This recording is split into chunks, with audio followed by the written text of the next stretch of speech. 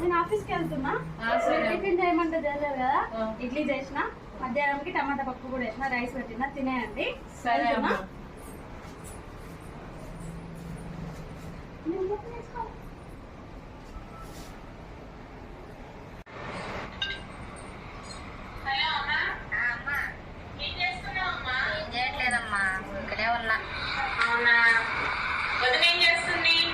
లేదమ్మా, డ్యూటీకి వెళ్ళింది.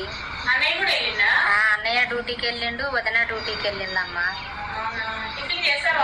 ఇంకా చేయలేదమ్మా, అక్కడ పెట్టారు తినమన్నారు.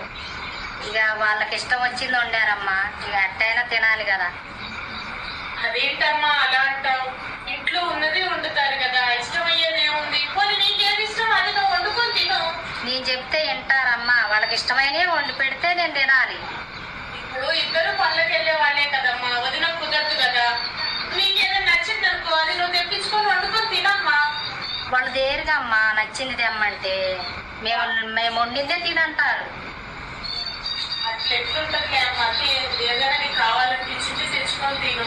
నీకు తెలియదులే అమ్మా నేను పడే బాధ. తప్పమ్మా, అలానే మాకు వదిన గురించి నాకు తెలుసమ్మా. సరే అమ్మా, నువ్వు కూడా ఎంత చెప్పినా అర్థం చేసుకోవు, నన్నే అంటావు. నిన్నే అంటున్నానంటే నన్ను కూడా ఒక అత్తగారింటికి ఇచ్చావమ్మా.